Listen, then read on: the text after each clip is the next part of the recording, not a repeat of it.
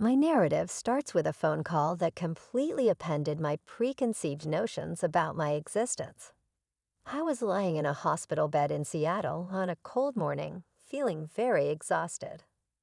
I tried to concentrate on the heart monitor's steady beep, but the walls of the hospital room felt like they were closing in on me. I was so tired that I had passed out at the grocery store, and now my only concern was for my unborn child. A ringing sound broke the stillness. I saw James's name when I quickly peered at the computer. As I responded, my heart fell, waiting for a nod of encouragement or concern. Rather, his tone was abrupt and tinged with annoyance. "Sam, where are you now? Why can't you just crumble whenever I need you?" His comment surprised me, slicing right through me. I shook as I attempted to explain, saying, "James, I'm in the hospital.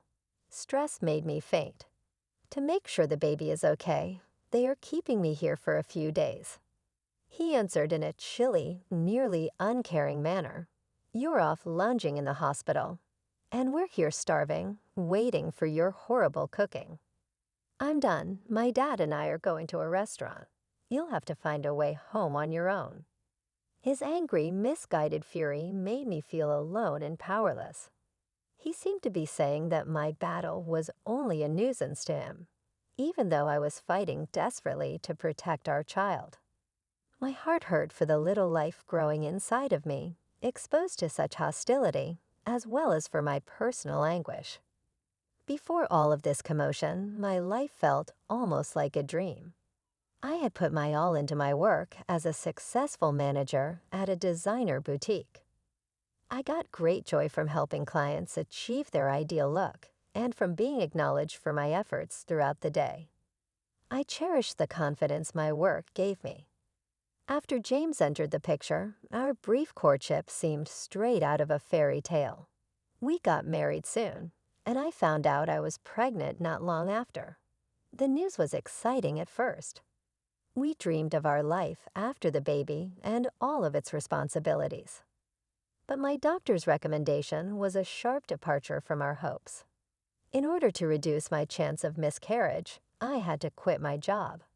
Though it was a difficult choice, I made it with our future in mind.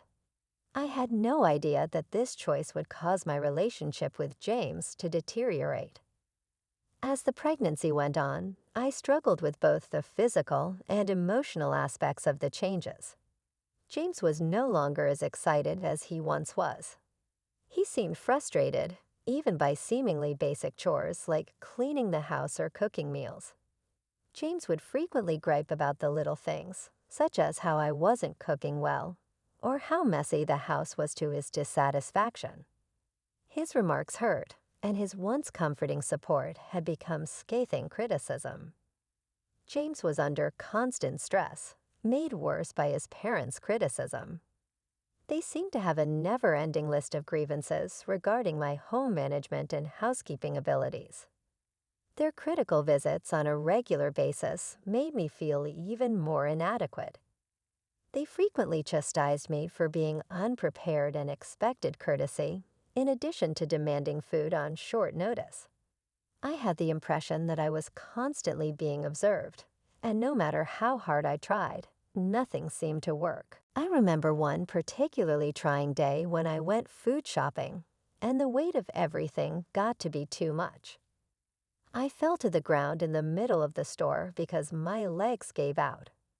I woke up in the hospital, surrounded by medical professionals. They informed me that I had passed out from exhaustion and that I would need to stay for a few days to protect the babies and my health. The only thing that kept me going while I lay there was thinking about our child.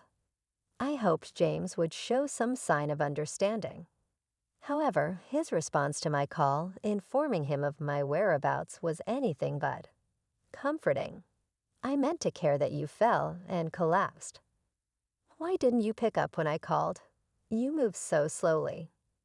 His stern remarks stood in sharp contrast to the assistance I required. His voice was almost palpable, thick with anger, and it was obvious he was more annoyed by the bother than worried about my well-being. As I ended the call, Tears streamed down my face. I felt utterly alone, my heart heavy with both physical and emotional pain.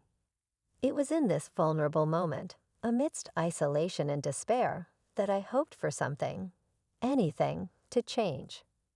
I needed support, and little did I know, a beacon of hope was about to emerge from an unexpected place. But for now, all I could do was hold on, both for myself and for the little life growing inside me. The path ahead was uncertain, filled with challenges and emotional turmoil, but I clung to the hope that somehow things would turn around. The days in the hospital passed in a blur of anxiety and exhaustion. The doctors were monitoring me closely, and each visit brought a mix of relief and dread.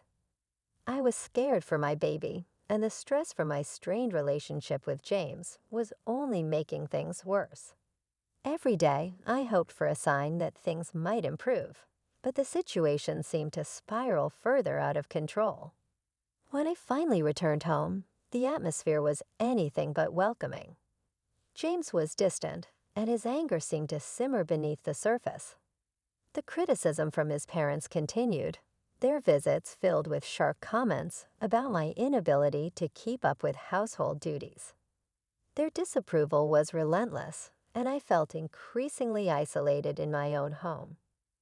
One afternoon, as I sat alone in the living room, trying to muster the energy to tidy up, I received an unexpected call from Caroline. She had been a loyal client and a dear friend during my time at the fashion boutique. We had lost touch after I left the job, but I remembered her warmth and kindness fondly. "Hi, Samantha, it's Caroline. I heard about what you've been going through, and I just wanted to check in on you." Her voice was soothing and genuine, a stark contrast to the harsh tones I was used to. I was taken aback but grateful for the kindness. "Hi, Caroline. I've been struggling a lot. It's been really hard with everything going on, especially with James and his parents." "I can only imagine," Caroline said sympathetically. "Listen, I want to help. I have an apartment available in a quiet area of Seattle. It's rent-free, and I think it might be just what you need right now. You can stay there until you get back on your feet." Her offer was a lifeline I hadn't expected. I felt a wave of relief and gratitude wash over me. "Thank you, Caroline. I don't know what to say. That's incredibly generous." "It's no trouble at all," Caroline reassured me. "You've always been such a kind person. Let's make a plan for you to move in. I want you to focus on your health and the baby."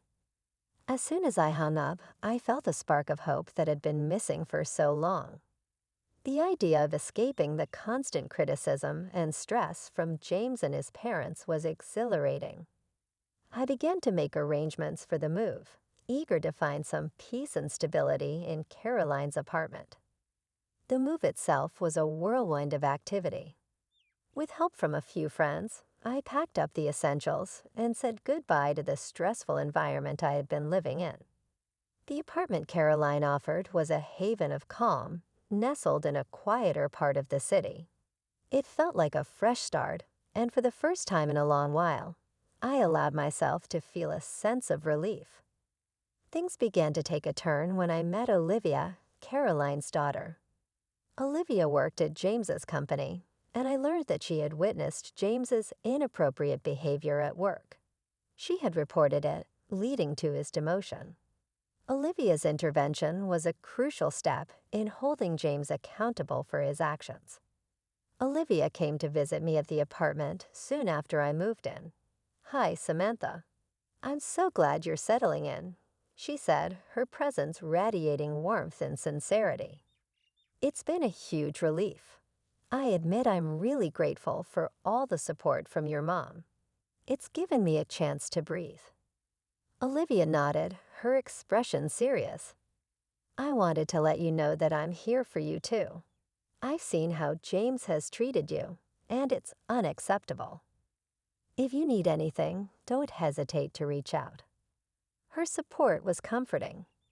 Olivia's actions at work had significantly impacted James, and her willingness to stand by me added another layer of hope to my situation. As the days went by, I found myself slowly regaining my strength. The apartment was a peaceful sanctuary, and the support from Caroline and Olivia made me feel less alone. Despite this newfound support, I knew that many challenges lay ahead. James's reactions and the constant judgment from his parents had left deep scars. The emotional toll was significant, and I was uncertain about what the future would hold.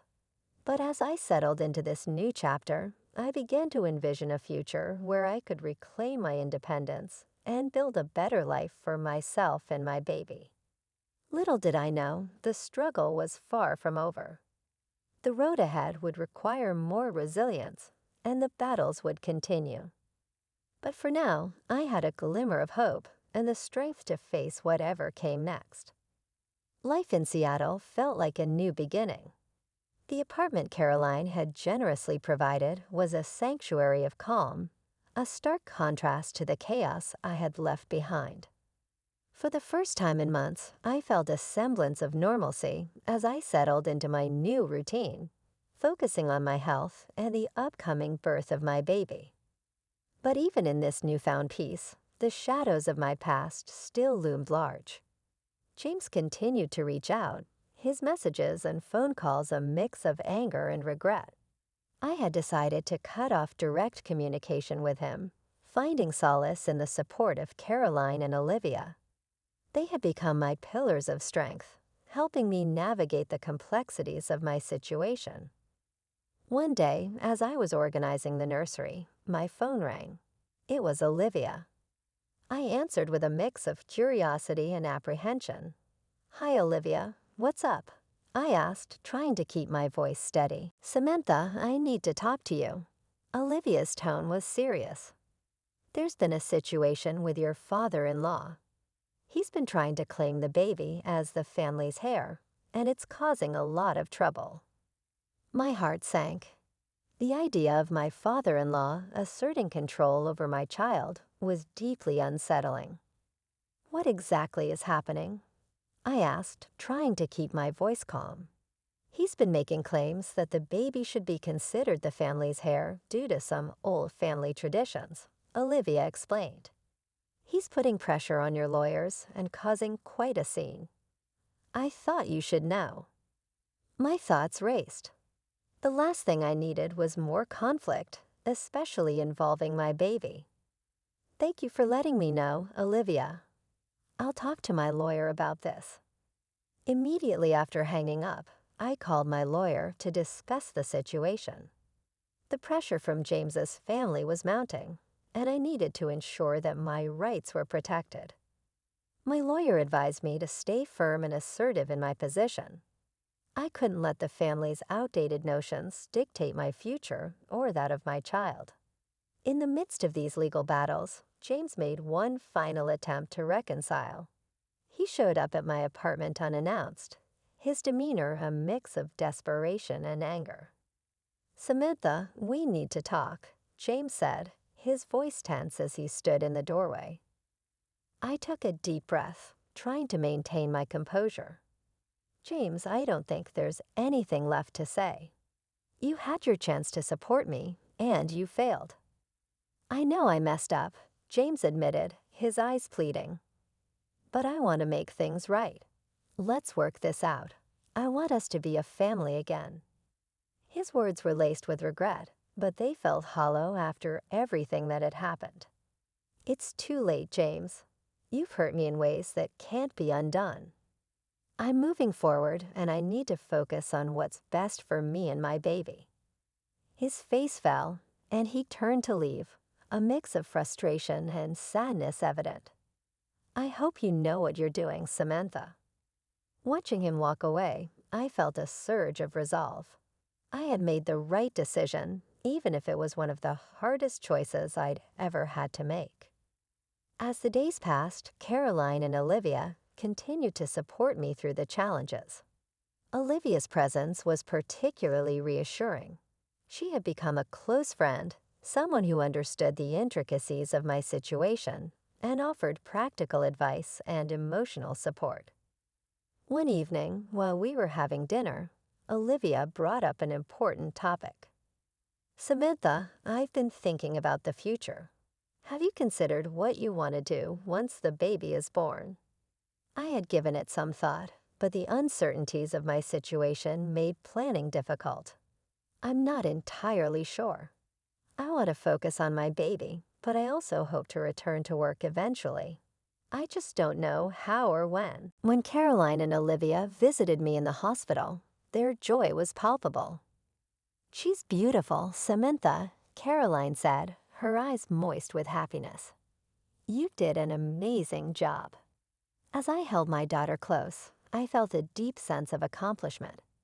The struggles and challenges I had faced seemed distant, overshadowed by the joy of this new chapter. The following weeks were a blend of sleepless nights and tender moments. Caroline's apartment was now my temporary home, and it felt like a true sanctuary. Olivia frequently stopped by, offering help with the baby and providing company. Their support made the transition to motherhood smoother and less daunting.